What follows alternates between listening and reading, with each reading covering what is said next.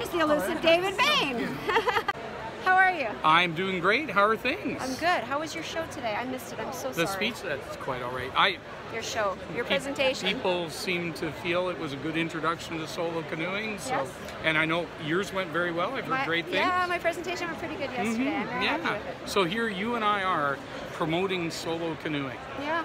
What a great thing to do. Separately, but together. Separately, but with the same intent. Yeah. So, yeah. So what are you doing for the rest of the day? You're walking around, you're promoting your show? We're walking around, show? promoting the show a little bit. Tell me a little bit about your show for those of you who don't know what David Bain does. Okay, so it used to be the KW Canoe Symposium. Now it's the Ontario Backcountry Canoe Symposium. Moved to a bigger venue in Waterloo, and it's all about promoting canoeing in Ontario. So we got 6 great speakers, one great day.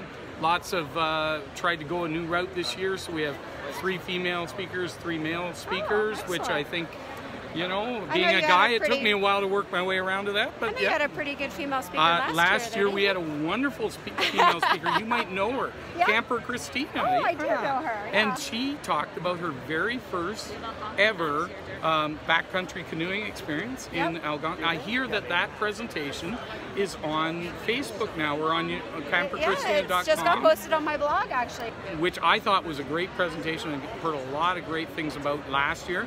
And so now it's out there for everybody to enjoy. And yeah, you've been busy. Solo winter canoeing in Killarney, and solo canoeing this past year.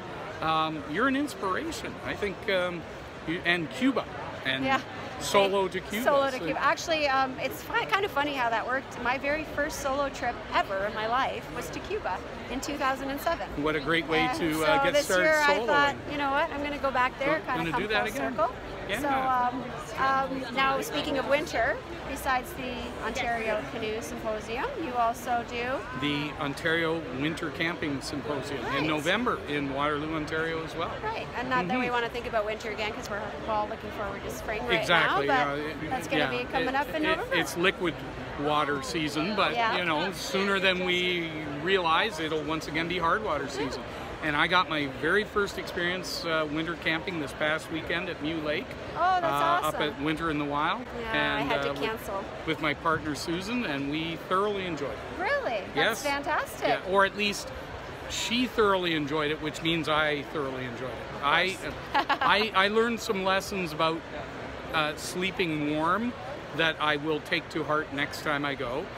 But she slept warm, and that's important. Yes, well, because you want her to go back, right? Yeah, and so she got the good down bag, and I had the less good synthetic bag, which didn't do its job as well as I would have liked. But when you wake up every hour and stoke the stove, you do get through the night. You know, just have a small stove every hour.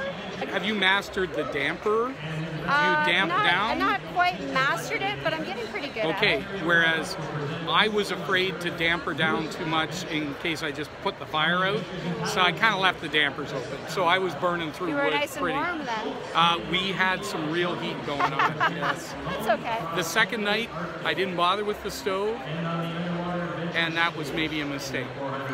But you know what? Winter camping is a whole different bird from summer. It is. Rumor has it somebody wanted to invite you to the 2nd annual Ontario Winter Camping Symposium to talk about building your own hot tent. Really? Yeah, somebody should talk to you about that soon. Huh.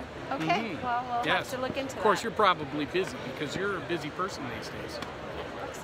I hope so. It's always good to see you. You too. Always good to see you.